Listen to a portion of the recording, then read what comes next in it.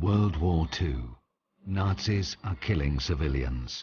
It was called the sardine method. Victims laid in layers, like sardines in a jar. An effective way to exterminate many people in a short time. But this film will not be about the Nazis. Hands tied behind the back, an expertly aimed shot in the neck, and the fall into a huge mass grave. These people were not killed by the Nazis. They were killed by one of the Allies, the Soviet Union. The Soviet Union was killing people in this way for many years, both before and after it joined the Allies. These victims had no memorials. They were buried in anonymous mass graves. The murderous power that killed them, and the powers that collaborated with the murderer, were never actually prepared to talk about them. The memory of millions of innocent victims was erased from history.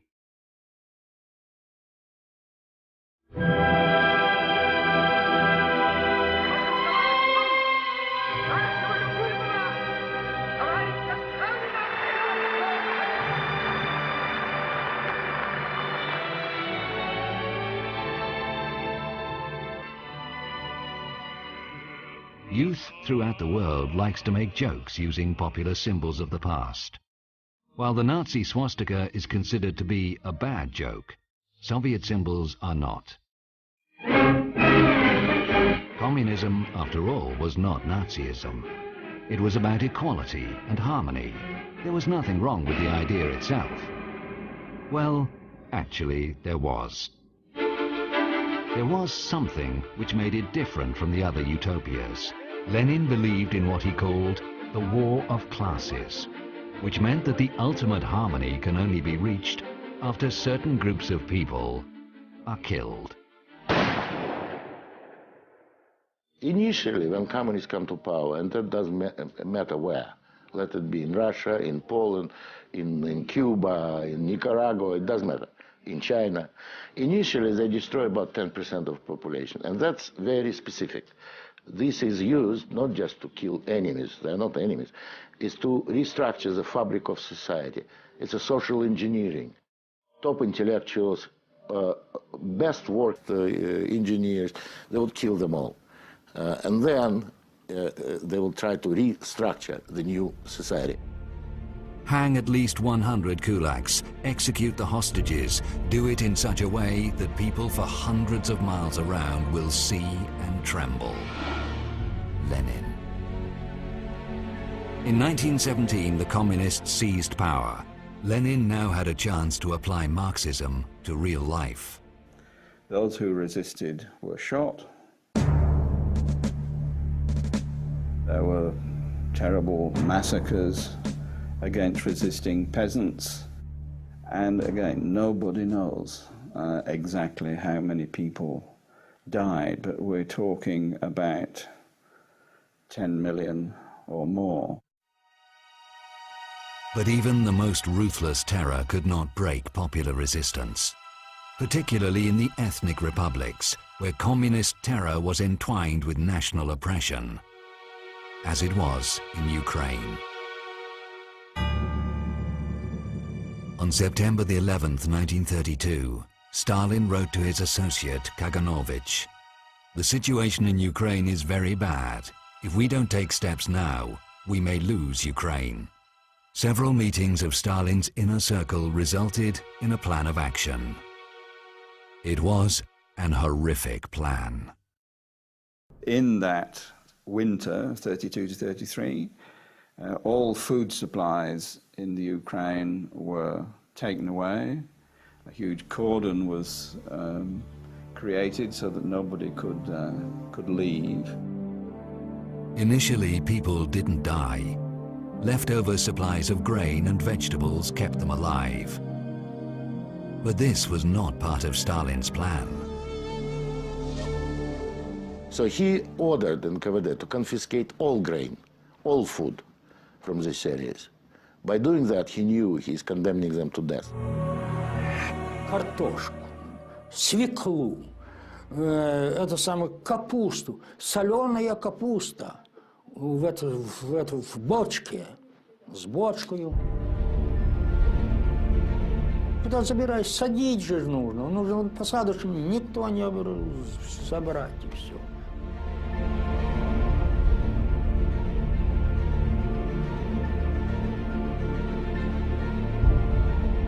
Когда было изъято продовольствие у крестьян, им еще и запретили выезжать, искать его в других местах.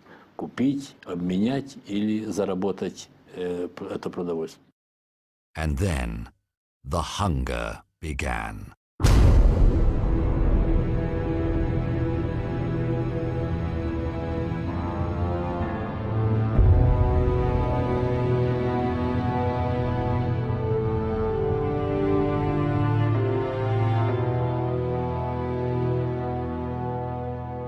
Они умирали. Причем в города их тоже не пускали, старались не пускать. Там стояли заградительные отряды, которые саживали этих умирающих, голодающих с поездов. И некоторые умирали прямо вот на вокзалах или на подъездных путях, там, к Харькову, Киеву.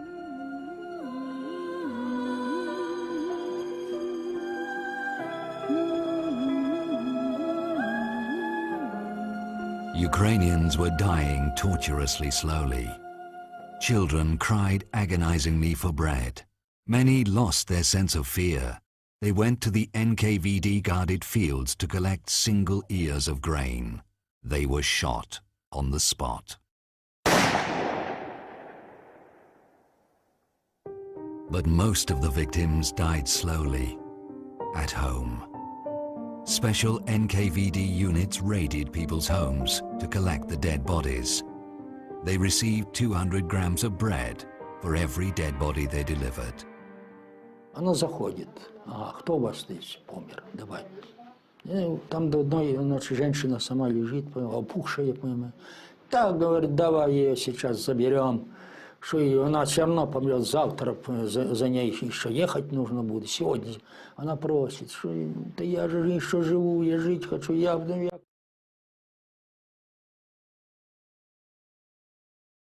Скинули з вода. Як стануть землею закопувати, то я мала не ходила на кладбище, а люди такі вже дорослі ходили. Казали, земля ворушилася, як закриють цю землю. Many were buried alive.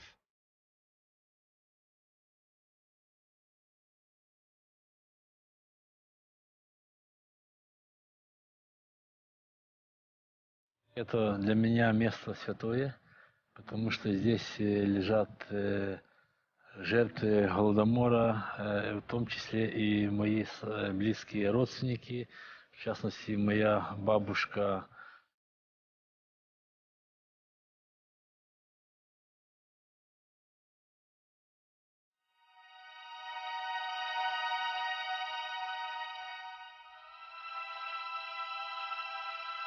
Ten years later, the Nazis will exterminate millions of Jews.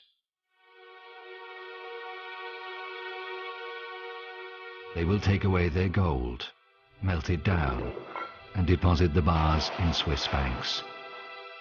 We don't know what communists did with the gold confiscated from these people, and was there any gold?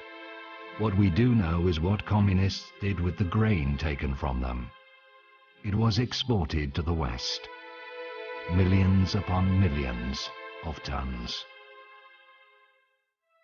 Despite the famine, the export of Ukrainian grain was increased to the maximum level. The Western media reported both on the scale and character of the famine genocide. Ukrainians were being exterminated in front of the whole world. But the world did nothing to them. 7 million people were starved to death in the space of 1 year. Mankind has never seen a more efficient extermination program than the one in Ukraine during the winter of 1932 and 33.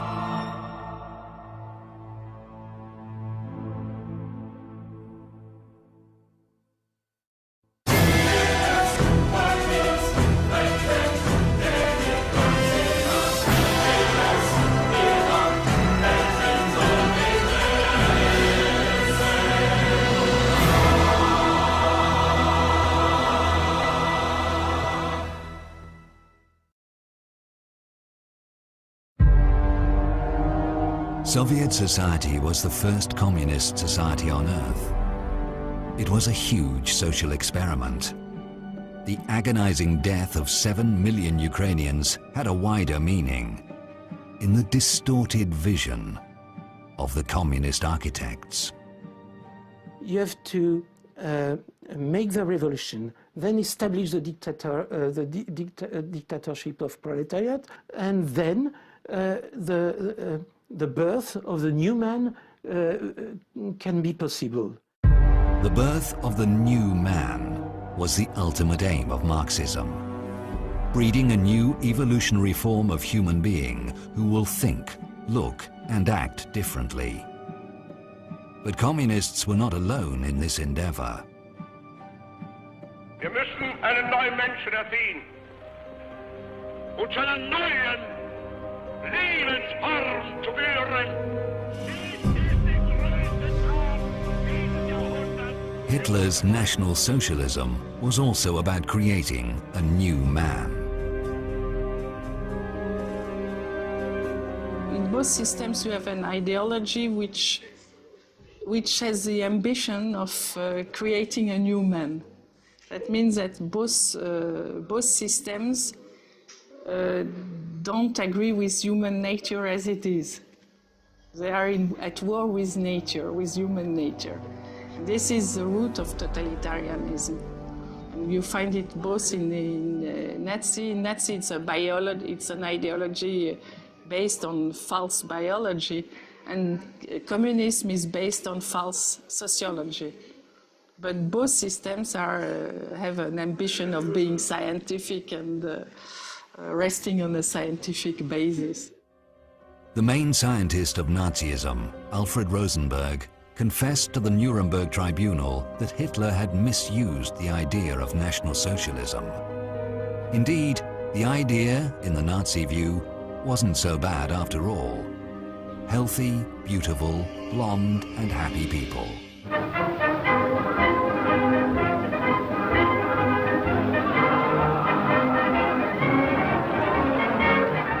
A future society, and without handicapped or Jews, nearly a paradise.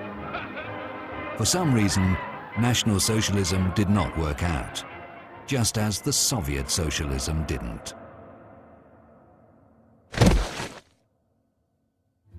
Was ist geschehen? Sag mir, wo die Blumen sind. Mädchen Both left thousands of mass graves, millions of murdered people.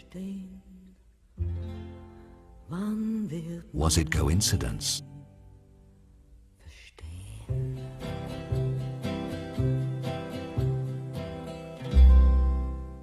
I don't think many people know that only socialists publicly advocated genocide in the 19th, 20th centuries. I think that's a very little known fact, and it seems shocking if you mention it. I've lectured on it here and in other universities, and it's always greeted with a sense of shock.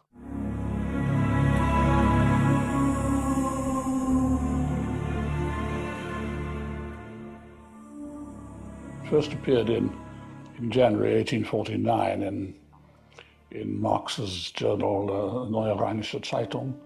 Engels wrote of how the class war in Marxian terms means that when socialist revolution happens, the class war happens, there will be primitive societies in Europe 2 stages behind, because they're not even capitalist yet.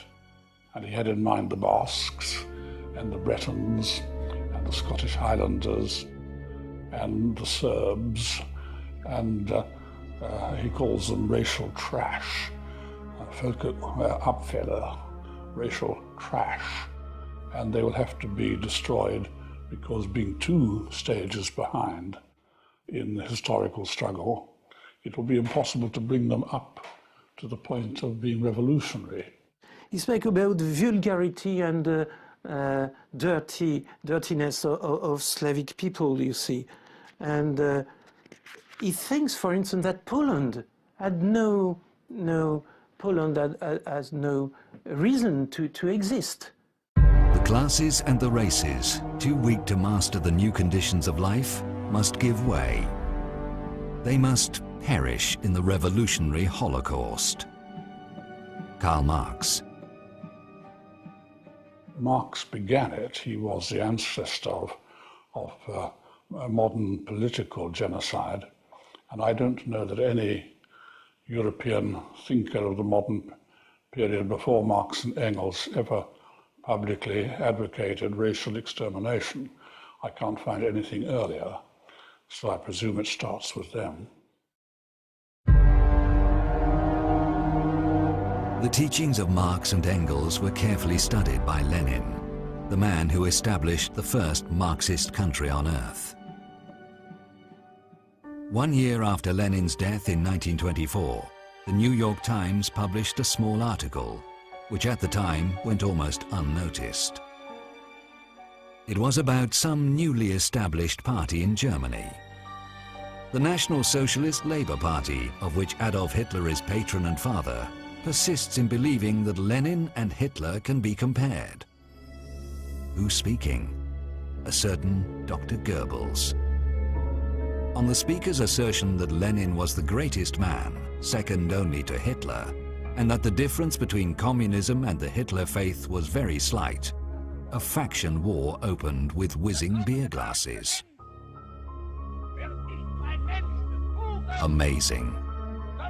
The future Nazi propaganda minister Goebbels was openly declaring that the difference between Lenin's communism and the Hitler faith was very slight. As we read, it didn't go down well with potential voters, so the Nazis changed their tactics.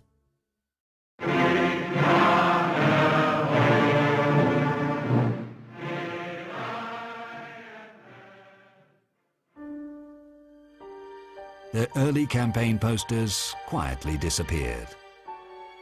They never again publicly stressed their resemblance to communists. In the inner circle, however, the Nazis and Hitler were more outspoken. Hitler often said that he had learnt a great deal from Marxism, from reading Marx, I mean. The whole of National Socialism is based upon it, he said, meaning doctrinally based.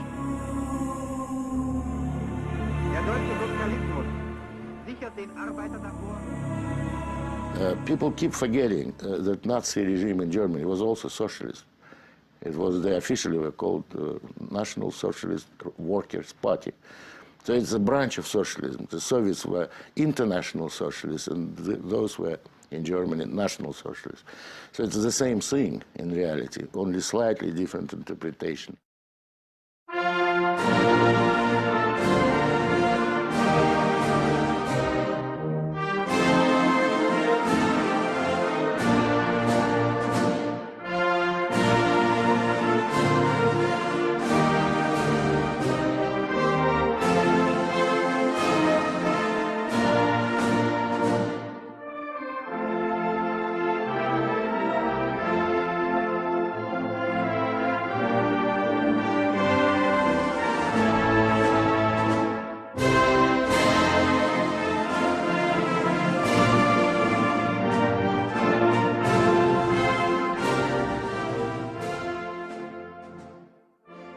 Part of the left went to Hitler. At least in France, part of the socialists went to became advocates of Hitler. The popular British playwright Bernard Shaw supported Hitler in the mass media. The left supported Hitler not because he deceived them. They knew Hitler would kill. He said he would. In fact, it was why they supported him. You must all know half a dozen people at least who are no use in this world, who are more trouble than they are worth. Just put him there and say, sir or madam, now will you be kind enough to justify your existence? If you can't justify your existence, if you're not pulling your weight in the social vote, if you're not producing as much as you consume, or perhaps a little more, then clearly, we cannot use the big organization of our society for the purpose of keeping you alive, because your life does not benefit us, and it can't be of very much use to yourself. Bernard Shaw believed in mass killing by category, not usually by racial category, but by category, you know, the idle, the unfit. Killing off the parasites within society was what Marxian socialism was about. It demanded in a London newspaper that the scientists should devise a humane gas. I appeal to the chemists to discover a humane gas that will kill instantly and painlessly. Deadly by all means, but humane, not cruel.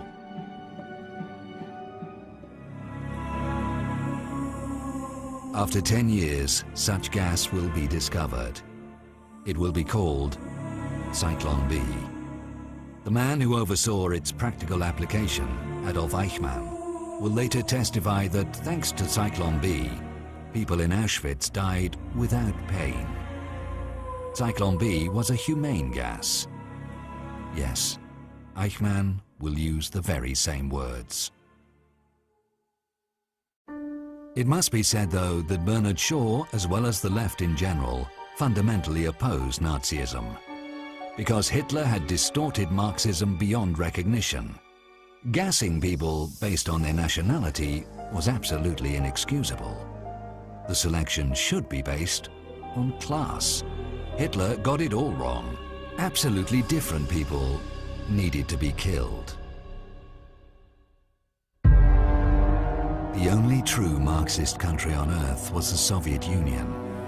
It exterminated strictly according to Marxist teaching, the class enemies. In general, the process was pretty similar to the extermination of the Jews. First, the victims were ridiculed and publicly humiliated. And then they were killed. Millions of them.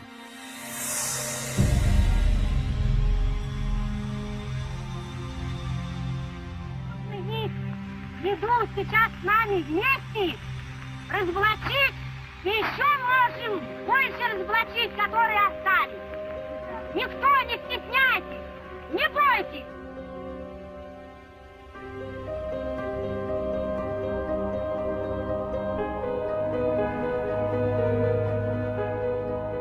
If the enemy does not give up, it must be exterminated.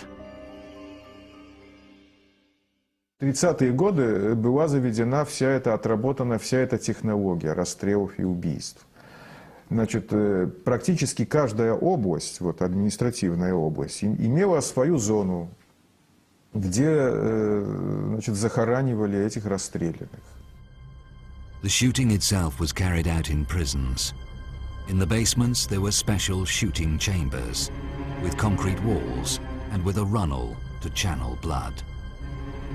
Человека вели по коридору в красный уголок. В красном уголке последнее, сличение персональных данных. Он должен был назвать свою фамилию, имя, отчество. Потом, его выводили, заводили в эту комнату. И как только он переступал порог, он получал выстрел в затылок из пистолета. Yes, people were killed by a bullet in the head. We know that usually they were killed by bunches of, between 100 and sometimes, several hundreds every, night.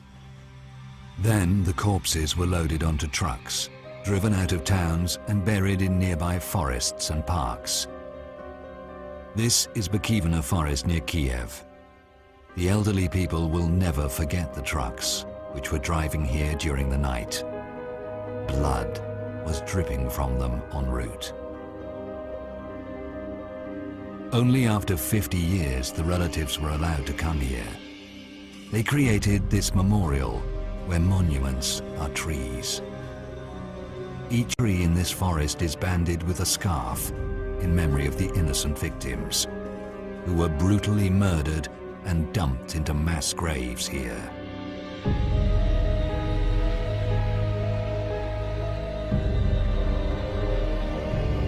Bikivna, Butovo, Leningrad, Vinnytsia, Kharkov. Mass graves littered the whole country.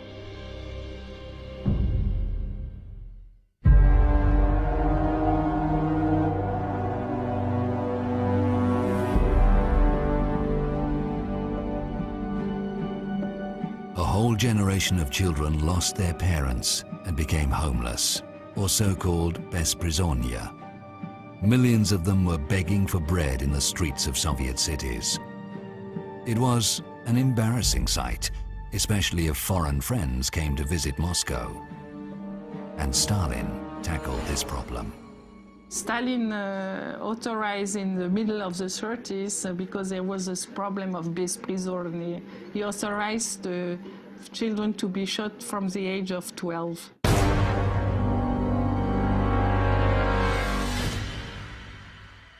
People were being shot day and night throughout the biggest country in the world. Stalin even got to the point of killing people by random, by quotas. Let's say 100,000 in Tambov district. Okay, that's it. Whoever they grabbed and shot will be fulfilling quota. They wouldn't care about names. Then after the quotas were fulfilled, the local authorities would report to Stalin, to Central Committee, and asked for additional quotas. Хрущев просил лимит, вот, значит, там, что-то ему там разрешалось, что-то 7 или 8 тысяч врагов народа. Он просил, дайте мне лимит на 17 тысяч. An additional quota will be given, and after fulfilling, they would again ask for additional quota, and so it will go in circles. It was like mincemeat machine, you know, it was just killing and killing and killing. Сталин, как человек, у которого весь в крови, я все это видел, его резолюции, когда пачками он подписывал вместе с Молотовым, Ворошиловым, Кагановичем, Ждановым. Это самая пятерка была инициативная. Молотов всегда добавлял заменить 10 лет на расстрел. Пачки.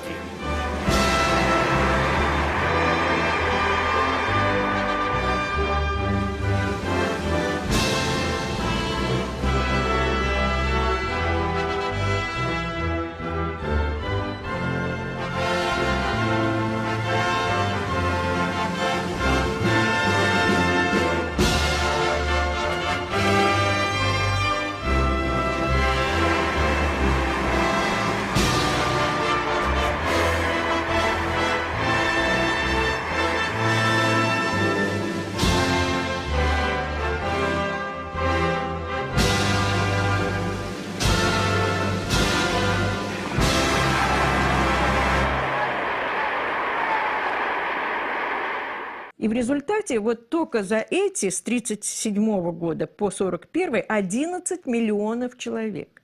11 миллионов. Можете себе представить?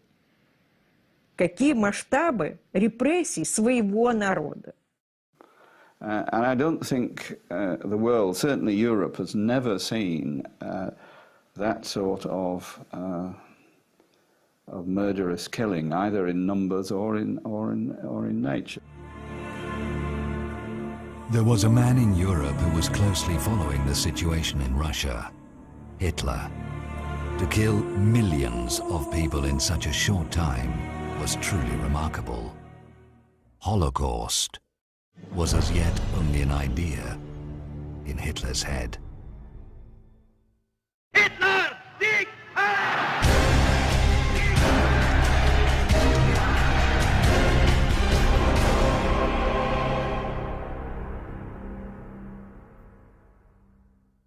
Vor uns liegt Deutschland, in uns marschiert Deutschland und hinter uns kommt Deutschland.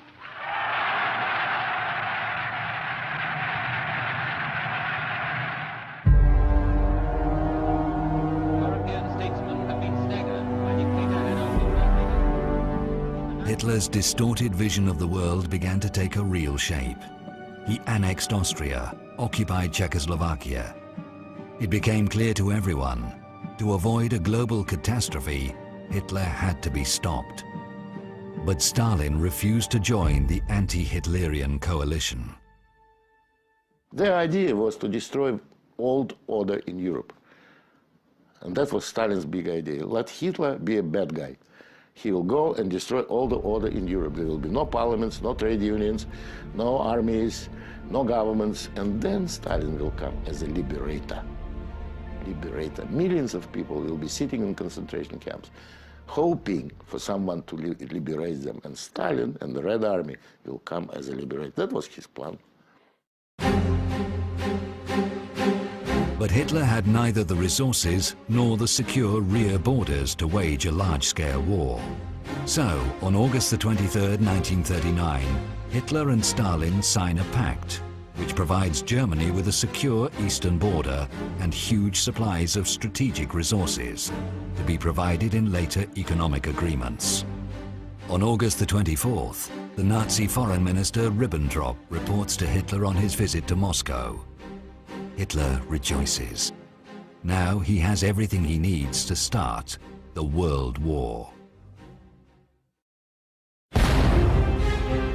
September 1st, 1939, Hitler attacks Poland from the west. Poland is desperately resisting the Nazis. But then, on September the 17th, Poland is unexpectedly attacked from the east by the Soviet Union. Действия, которые совершило советское руководство, отдав приказ о вторжении на территорию Польши, согласно всем нормам международного права, не могут расцениваться никак иначе, как, так сказать, совершение агрессии. The Luftwaffe's bombers were attacking Polish cities, and the Soviet radio transmitter in Minsk guided them to their targets.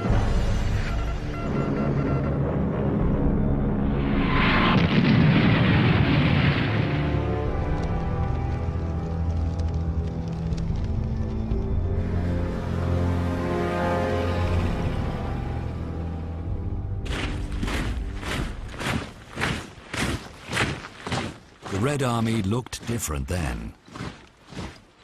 It entered the Second World War, side by side, with the SS.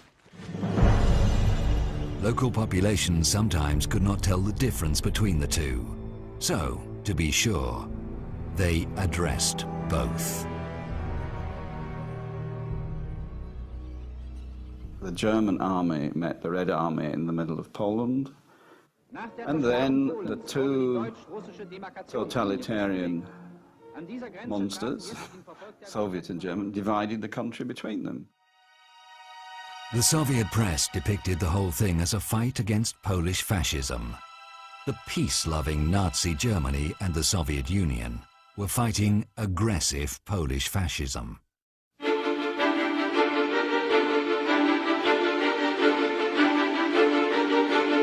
What the world did not know was that both dictators had agreed on more than Poland. In a secret protocol signed in the Kremlin a week before the war started, Hitler and Stalin agreed on the division of Europe. Сначала в этом проекте, который предлагал Риббентроп, этого не было. И вот как ни странно, инициатором составления вот этого тайного дополнительного договора был Сталин сам. А мы отрицали, понимаете, потому что он настолько, как говорится, агрессивный, что это не к лицу коммунистической партии, и отрицали, что не было такого до последнего дня все время отрицали. By this secret protocol, Hitler gave the green light for Stalin to occupy a number of European countries. The first on the list was Finland. When the first bomber planes came to bomb Helsinki, you know, the autumn, November 39, Finns thought that those Russian bomber planes were lost, simply that they're bombing Helsinki by accident. Again, the Russian bombers zoom over Helsinki. Again, a proud city is shaken by the roar of destruction. Just feel your own heart beating faster as you see the buildings falling under the impact of the bombs. Moscow labeled Finland a fascist regime and launched a massive ground attack.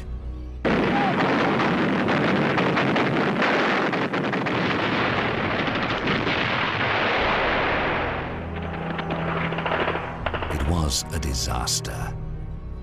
Russians lost 1/3 dead, frozen and wounded. Tiny Finland was miraculously holding back the world's largest army. But it was at an enormous cost. My father lost 4 of his brothers in that war. 4. That's a lot in one family. That was the price we paid, that we did not have a democratic society next to us. Finland's flag is still flying. Though she may pass through the valley of sorrow, though she may lose her liberty and her land, she fights on. Yet another air raid on Helsinki. This time the camera catches the horror these dastardly attacks bring into the lives of the children as they dash terror-stricken to the shelter.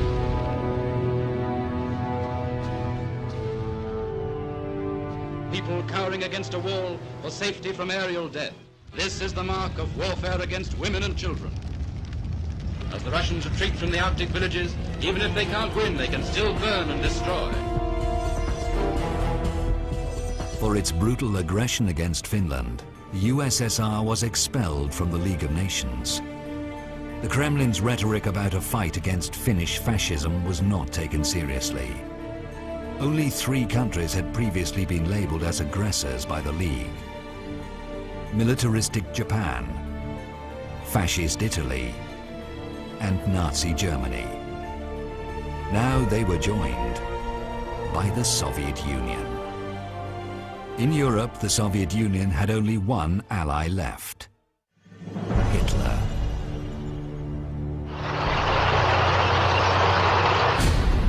Hitler launched his blitzkrieg in the West. Nazis occupied Denmark, Belgium, Holland, Luxembourg. Norway was invaded with the direct help of the Soviet Union. Stalin provided the Nazis with a Soviet naval base near Murmansk, from which Hitler launched his attack on Norway. Когда было принято в Берлине решение о прекращении использования этой базы, то было направлено соответствующее благодарственное письмо адмирала Рейдера, наркому военно-морского флота Кузнецова, с выражением большой благодарности за услуги, оказанные германскому военно-морскому флоту. Stalin wrote to the Nazi foreign minister Ribbentrop, "The friendship between Germany and the Soviet Union was sealed by blood." Apparently, he meant the blood of the Soviet and Nazi victims. And friendship it was. Soviet and Nazi officers were meeting and discussing the progress of the war. This is December 1939. The progress was good, and the prospects looked even better. There was reason to celebrate.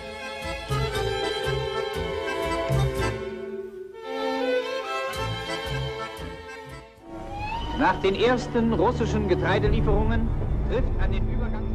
The Soviet Union became the main supplier of resources for the Nazi war machine. Thousands of tons of oil, iron ore, construction materials.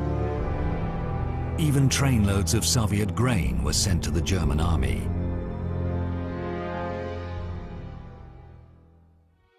Soviet citizens were starving, but their government was sending food to Hitler.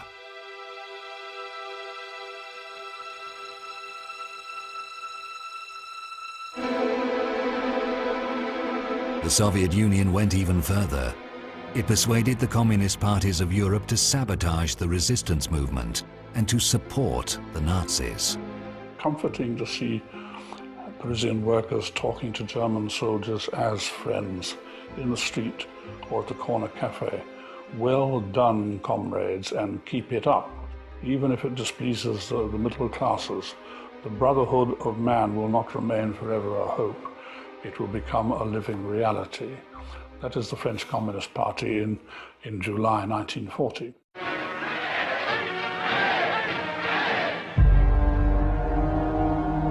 Communist Party say today that they were resistant well before the June 1941 when Soviet Union was attacked. In fact, they were in fight with the Maréchal Pétain's government more than the German.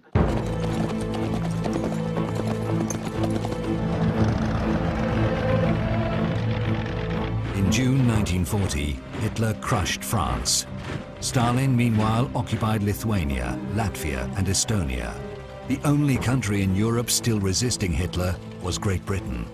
If Great Britain goes down, the Axis powers will control the continents of Europe and Asia and Africa and Australasia and the high seas. And they will be in a position to bring enormous military and naval resources against this hemisphere.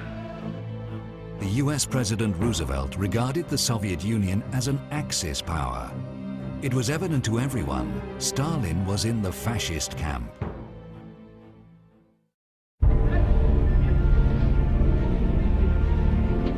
The Soviet Premier Molotov went to Berlin to discuss the post-war world order. He arrived with a list of territories the USSR was interested in. While Hitler and Molotov were discussing it, the other Soviet comrades enjoyed the company of Goebbels, who must have talked about the advantages of Nazism, because it was the Soviet Premier Molotov and not Goebbels who warned the West not to fight Nazi ideology. More than that, in his address to the Supreme Soviet in the Kremlin, Molotov declared that fighting Nazi ideology was actually a crime. It was published in all the largest Soviet newspapers. Later, that page will disappear from the public libraries of the USSR, along with many other pro-Nazi statements of the Soviet government. But why was fighting Nazism a crime in the Soviet view? Because mass killings and concentration camps were based on that ideology. Work makes you free. The Nazi camps. Work is an honor. The Soviet camps. If someone wanted to fight the ideology behind it, he would end up fighting the Soviet regime too. Molotov knew it. After all, he was the one who personally monitored the extermination of 7 million Ukrainians. Himmler monitored extermination of Jews. Both men agreed that for the common good, certain groups simply needed to be killed.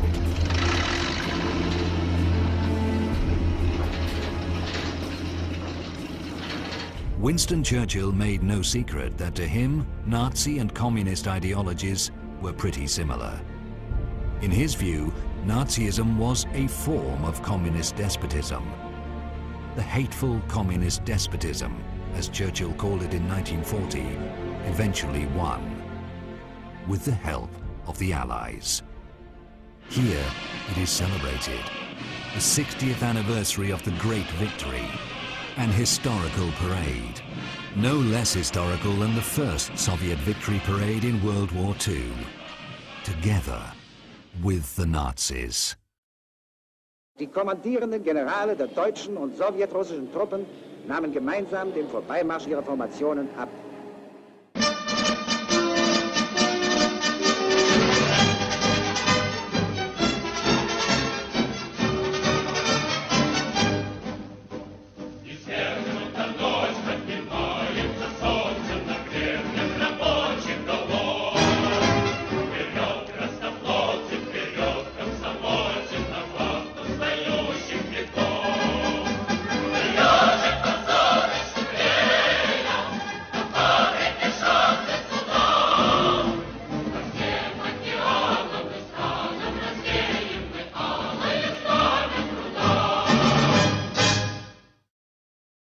The Soviets never emphasized that they were parading under the Nazi flag. Officially, Moscow portrayed itself as an epic anti-fascist fighter.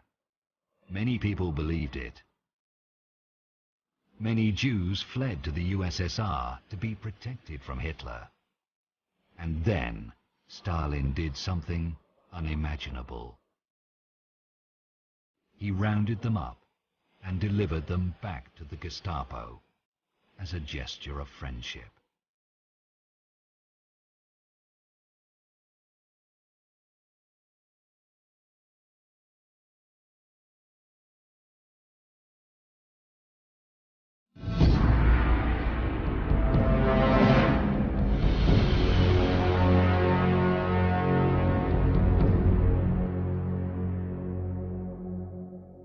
Take a look at this footage again. The Soviet officer greeting his SS colleagues with a Nazi salute. The Nazi SS and the Soviet NKVD, the Stalin security police, cooperated very closely. Archive documents reveal the enormous scale of this cooperation. Lists and lists of German communists and Jews which Soviets were delivering to the Nazis. December 1937, April 1938, May 1938, November 1938. Most of these people perished in Nazi concentration camps. But the SS-NKVD partnership was not limited to the extradition of common enemies. NKVD was training Gestapo. The Soviet machinery of terror had been operating for 20 years before the Nazis even started. Делегация германских гестапо, СС приезжает в Советский Союз учиться, как строить концлагеря. Посещали концлагеря, как это нужно, как огораживать, как ставить. The Soviet officers, in turn, went to Nazi-occupied Krakow to meet with their SS colleagues. The Jewish question was high on the meeting's agenda. Soviet officials coordinated the deportation of Jews personally with the SS Brigadeführer Otto Wächter, one of the masterminds of the Holocaust. He moved the Jews to the Krakow ghetto and later arranged their extermination in gas chambers. The fact that the Soviets collaborated with the SS is not denied by Russia anymore. What is still denied is that this collaboration was based on a written agreement. На немецком языке, да? Открой, пожалуйста. Вот подпись Берии. Это на немецком языке, да? Волмахт, что-то. Совершенно секрет. Перевод с немецкого языка. Рейхсфюрер СС, начальник Главного управления безопасности, Берлин, 3 ноября 1938 года. На основании этой доверенности мой представитель штандартенфюрер СС Генрих Мюллер имеет поручение подписать в Москве с руководством органов безопасности Советского Союза соглашение о совместной деятельности между НКВД и Генеральным управлением безопасности Германии, на которое мы возлагаем большие надежды, подчеркнуто 2 раза рукой Берии, связанные с укреплением мира и безопасности между нашими странами. Группенфюрер СС Гейдрих, подпись. Мамулов. Мамулов, да? Мамулов это да. самое. Здесь приобщите к основному документу Лаврентий Берия. Подпись личная. This document was smuggled out of the presidential archive in Moscow by one of its workers. It was shown on Russian television. Later, this footage disappeared from the TV archive.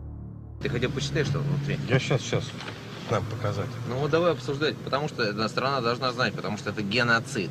Потому что 20 миллионов жизней отдали за то... Unlike the official Kremlin, the former Soviet officials who had access to the Central Committee, now Presidential Archive, affirm the existence of such an agreement. Vladimir Karpov, a former military intelligence colonel, 2 times hero of the Soviet Union, member of the Central Committee, the top Soviet Leadership Council. Convoys bringing in the entire Politburo and party bosses from every corner of the country. This man, Vladimir Karpov, said that so many problems had now mounted up that the way things were run had to be changed.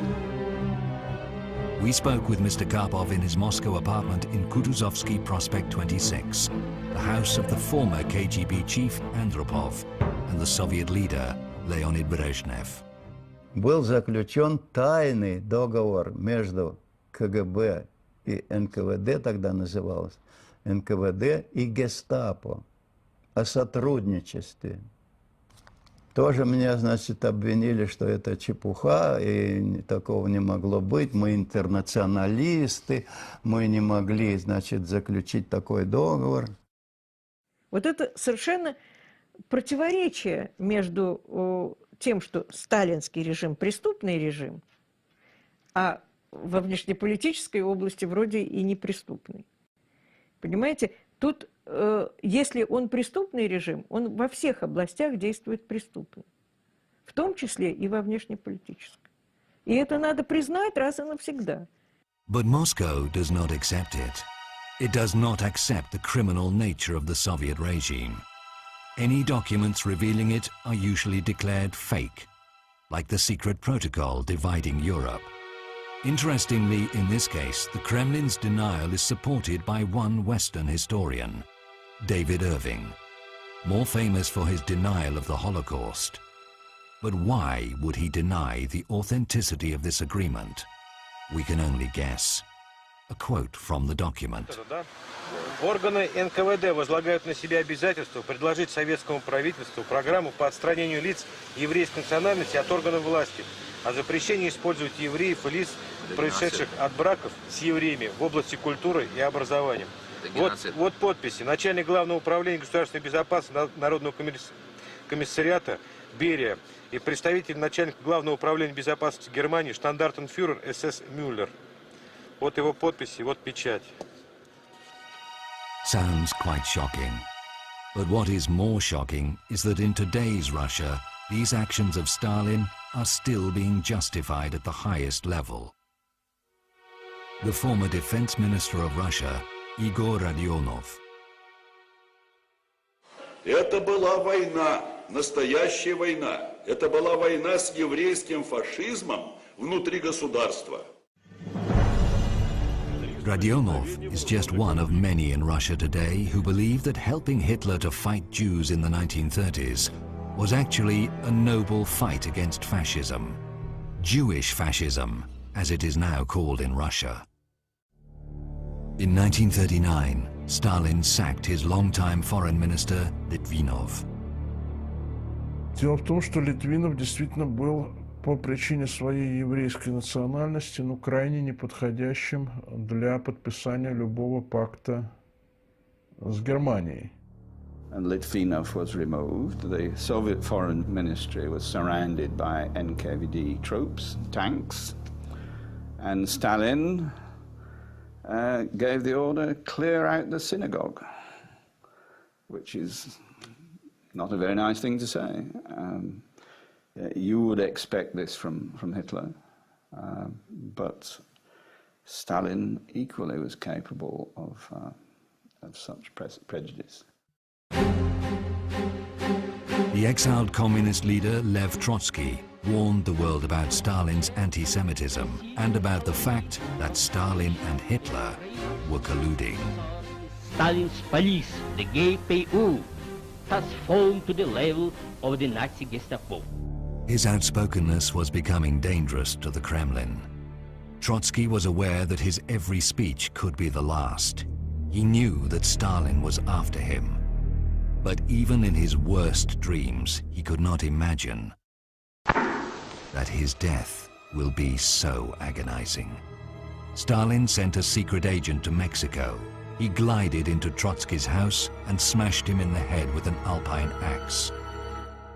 Trotsky fought for his life for 2 days and then died in horrible pain. In Stalin's time, critics of the Kremlin were not argued with. They were killed.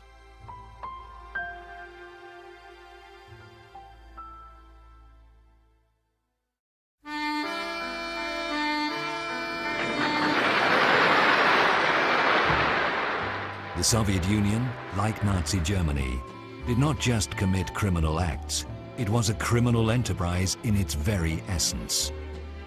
To become a member of Stalin's Politburo, one had to take responsibility for murder. To be trusted, like in a criminal gang. Stalin rarely signed execution orders alone. The other Politburo members also had to put their signatures on the death lists. Even those who later condemned Stalin were responsible for mass murder themselves. Comrades were united by common crimes. There was no way back for them, but to commit new crimes.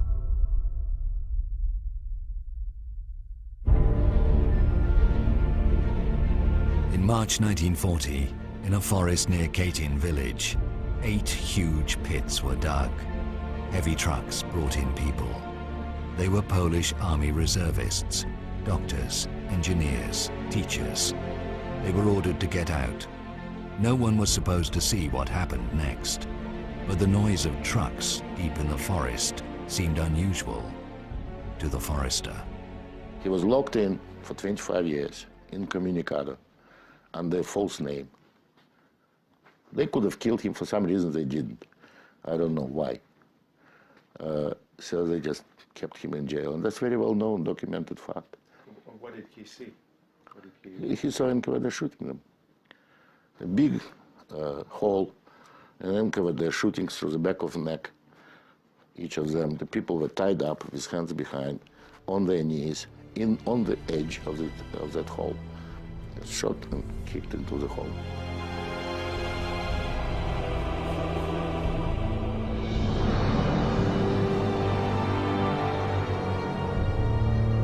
Политбюро ЦК ВКПБ приняло решение всех этих военнопленных из этих 3 специальных лагерей расстрелять.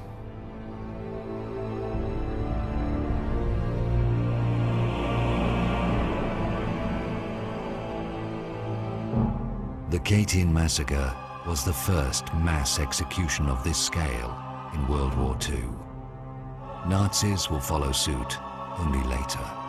Mass murder in Katyn unleashed the industrial killing, which will soon turn World War II into the most bloody carnage in human history.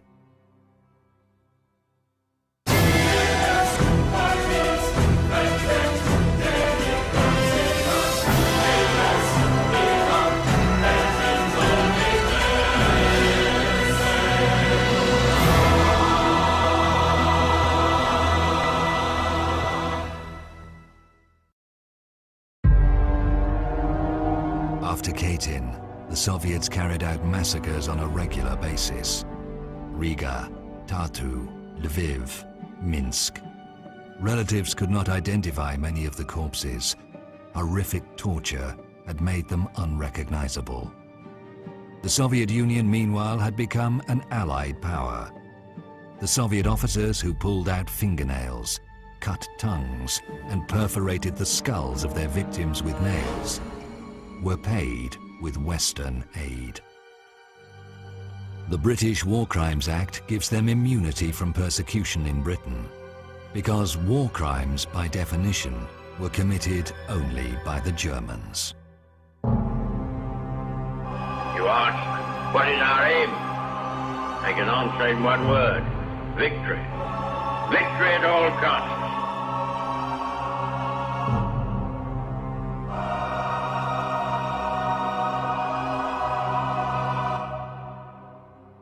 The entire Western world has lived for 60 years on the assumption that all crimes were Nazi crimes, and it's very difficult to change it.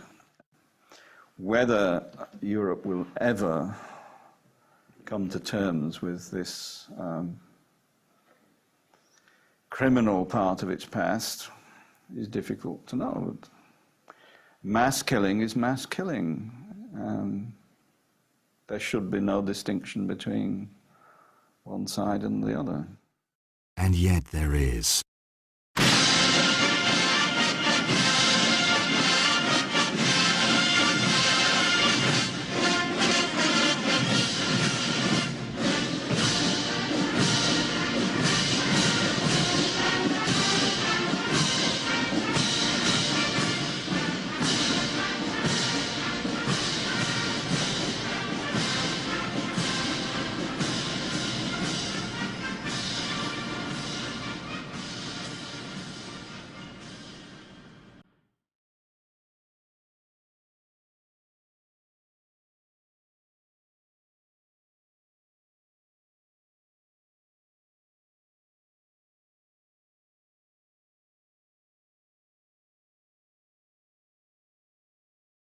The Soviet officers who shot more than 20,000 unarmed people were decorated. Майор Супруненко, который расстреливал в Катыни, получил тогда низший орден, который был, это знак почета, трудовой орден. Ну, там же работа же. А Серов, который потом был председателем КГБ, он за расстрел польских офицеров получил орден Ленина. Это была высшая государственная награда.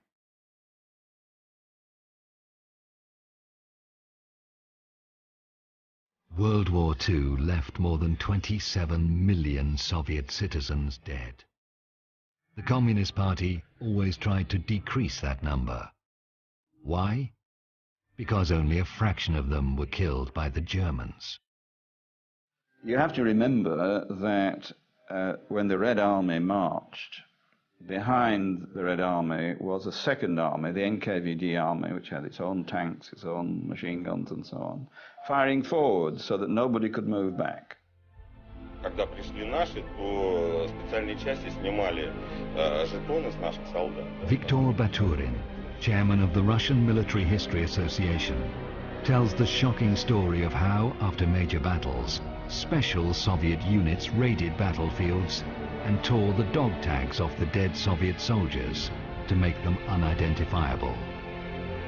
No other country in the world has treated its war dead in this way. Due to the appalling policies of the Soviet authorities, more than 1 million Soviet citizens joined the Nazi side. Клянусь быть верным и беспрекословно повиноваться вождю и главнокомандующему всех освободительных армий Адольфу Гитлеру. They were turned against their own people. Those who refused were ruthlessly dealt with by the Nazi collaborators. А если среди нас найдутся шкурники или провокаторы, то мы сами беспощадно расправимся с ними. The Great Patriotic War was drawing to the close. Stalin was at the height of his glory. He knew quite well that nobody would ever judge the vanquisher of Hitler. So, at the end of the war, he carried out some of his most horrible crimes. Stalin exiled about a dozen of nations completely, part and parcel, young and old, women and men, even members of the Communist Party among them. They were all exiled to Central Asia, to Kazakhstan, Chechens, Ingush, Kalmyks, Karachaevs, Crimean Tatars, a dozen of nations completely wiped out. The Soviet deportations, although on a much bigger scale, were similar to deportations by the SS. The descriptions are just horrific. 60, 70 people in a closed cattle truck with no sanitary provisions, just a hole in the floor, packed so tightly that they had to stand up, they couldn't sit down. And when the train stopped, they would unload hundreds of corpses of people who died on the way. Un tā vilkām vēl divas krievietes ar ragutiem vilkām skatiem. Šausmīgs sniegs bija par upi vilkām. Bet tad tiešām, ka mandēliņu vilka, tad tos sargi bija noņemti. Tā jau viss, kas mira, bērns glabāja pie privātajiem. Tos neskaitīja, ka tie ir apcietināti, tos pie privāti. Mums jau raka purvā. Un tad viens atkal bērnīši nomira. Tad es neatceros, cik vai bija pusgads vai gads bija. Tad es atkal vilku to. Un tad es tikai aizgājis pie savu dēlu. Un tā bija pēdīga reize. Vienreiz es apcietu.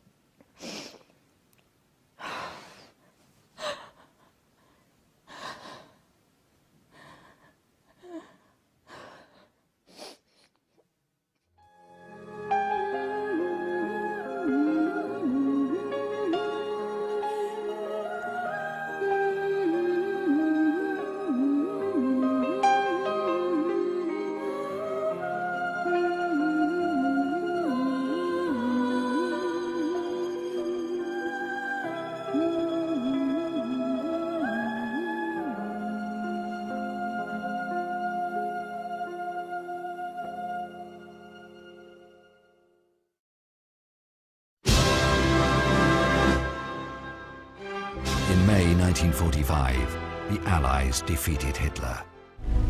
This horrible film footage was shown in the West, a Nazi concentration camp after liberation.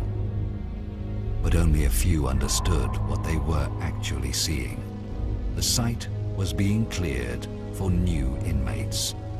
The Soviets did not destroy the Nazi camps. They continued to use them after the war. The agreement which Stalin made with the West affected the whole of Europe for the next 50 years. So although you can say the crimes are of the same order, the political outcome at the end of the Second World War quite clearly was very different for those two dictatorships. And it was also very different for the people of Western and Eastern Europe. The Soviet Union transferred a lot of ethnic Russians into the occupied Baltic countries. It was a clear violation of Geneva Convention, which forbids the transfer of civilians into the occupied countries. For example, in 1945, it was a case of my grandparents' family, which were forced by Soviet officers at the gunpoint out of their apartments. Afterwards, the Soviet officers settled there with their families.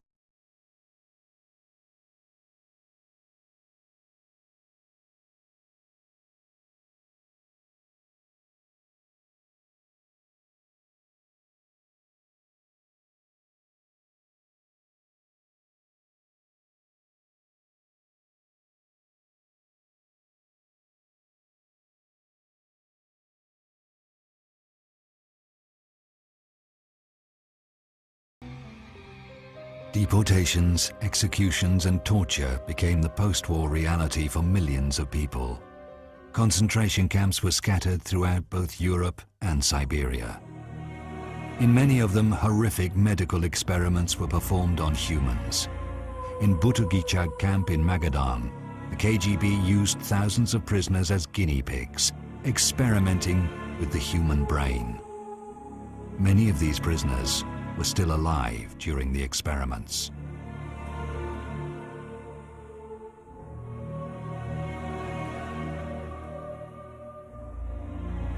All of this happened after Nazism was defeated and memorials made to its victims.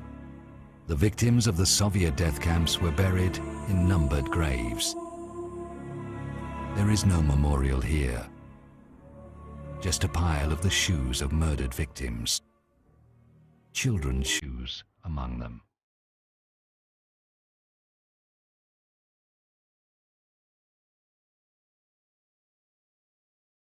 Feeling complete impunity, the post-war KGB terrorized the population, letting loose their most beastly instincts.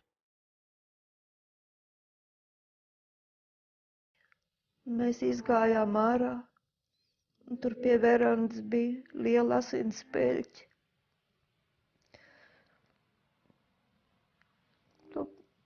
Tās asinis savācām stikla burkā, jo tā bija mūsu tēva dzīvība.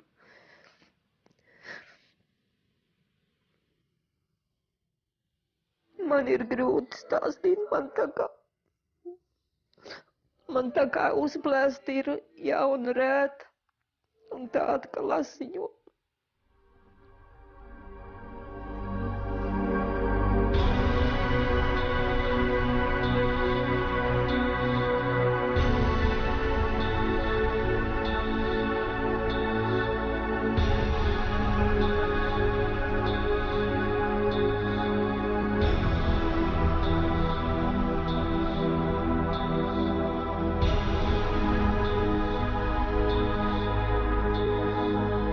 This was drawn by a KGB prison guard who had served for 33 years in the Soviet interior system. He was depicting his routine, everyday life.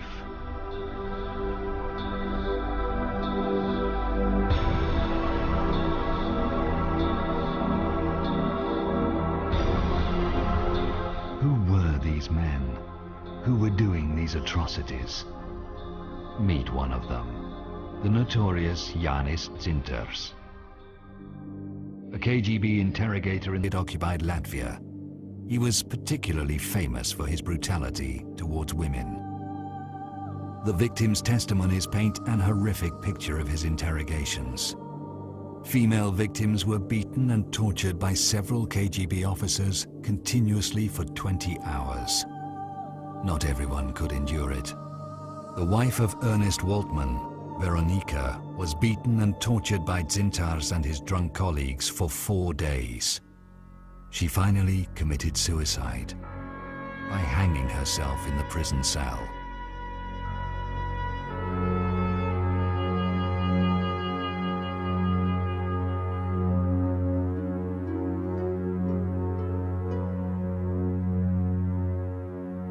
When the Soviet Union collapsed, Dzintars fled to Russia.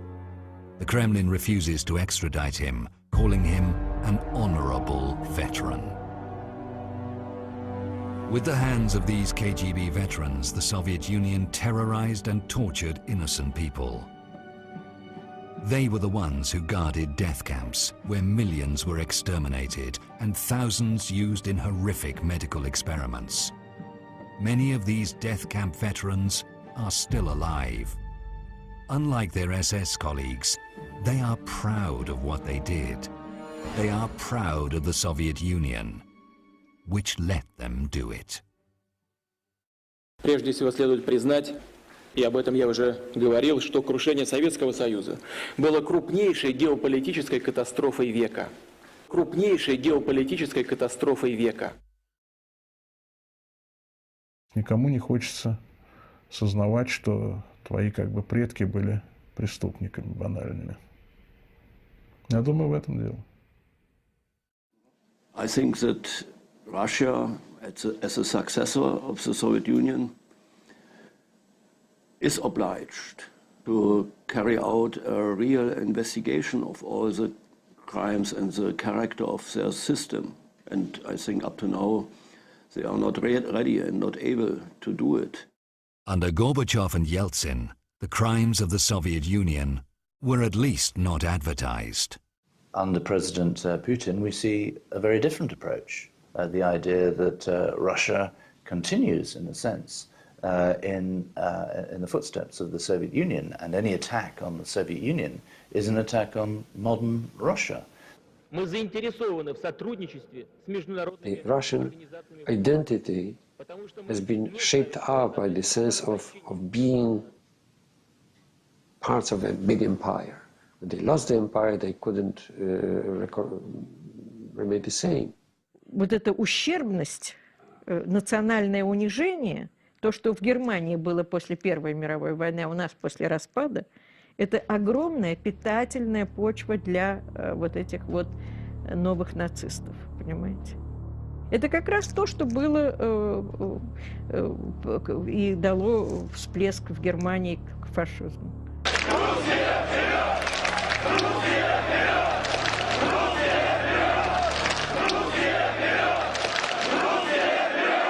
Со времен прихода Путина к власти, практически с конца 90-х годов, с началом Второй Чеченской войны, идет массовая ксенофобская пропаганда сверху. И у людей, в общем-то, появляется такая ненависть к инородцам, людям другого языка, другой веры, к другим странам. The former Russian defense minister Rodionov again.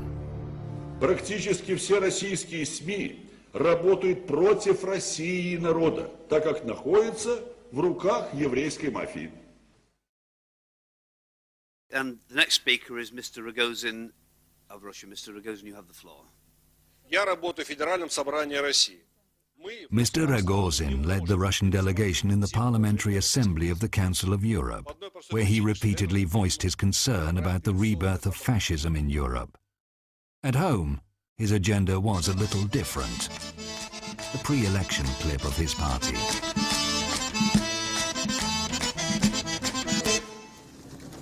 Понаехали тут.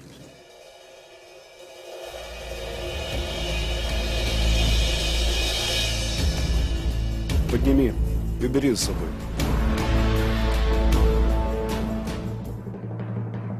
Ты русский язык, понимаешь?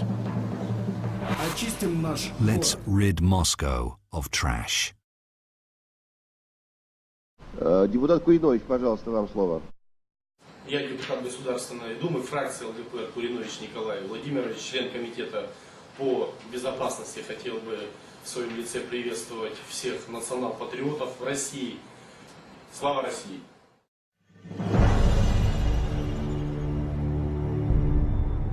The Nazi salute in the Parliament of Russia.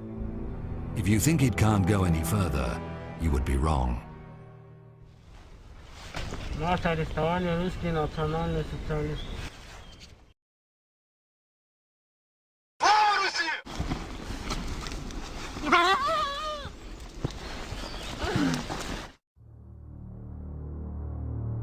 This shocking video is one of hundreds published on the website of the Russian National Socialists. When it made it to the front pages of the world media, the Russian authorities finally closed the Nazi site, declaring it American provocation. The whole thing was turned into farce, questioning the genuineness of the video.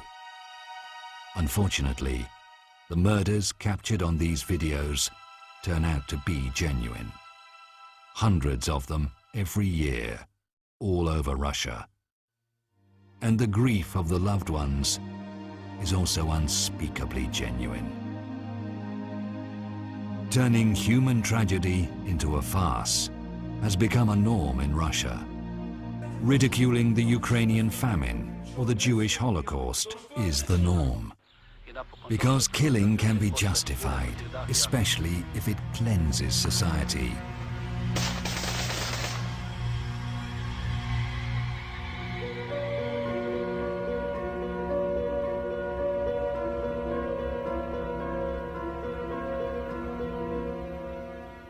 The killers become heroes. Mass murderers are decorated veterans. Young people are taught that the crimes these people have committed against humanity are heroic deeds. It is no surprise that these crimes are replicated.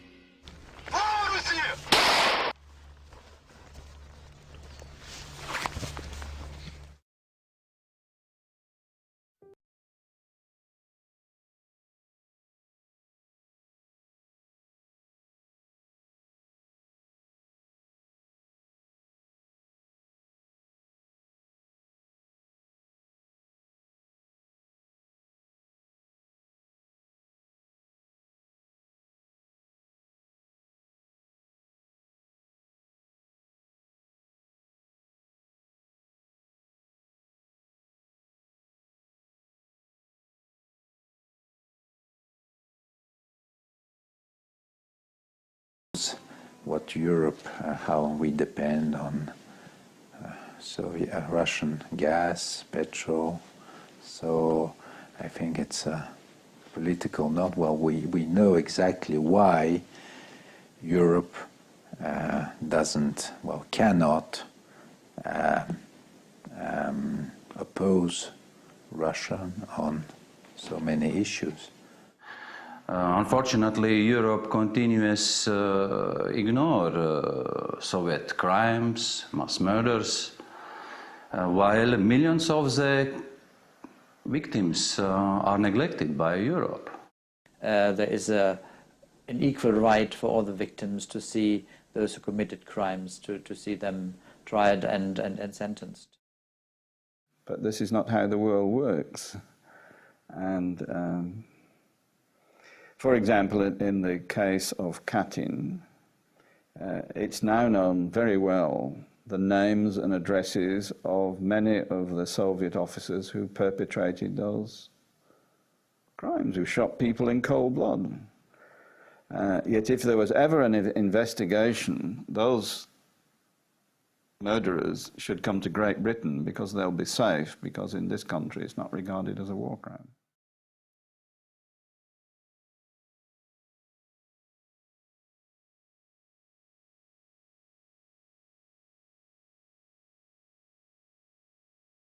And the other Soviet crimes are not regarded as crimes either. Their victims are quietly passing away, receiving no comfort, no justice. In the European Union, that is reserved for other victims. Looking at this grey monument in the very center of Europe, one can't help thinking that it stands here because, deep in their hearts, many Europeans still believe in what these two men so persistently maintained. That when inferior nations are being killed, it cannot be seen as a crime, because it makes way for the more advanced nations to build a better life.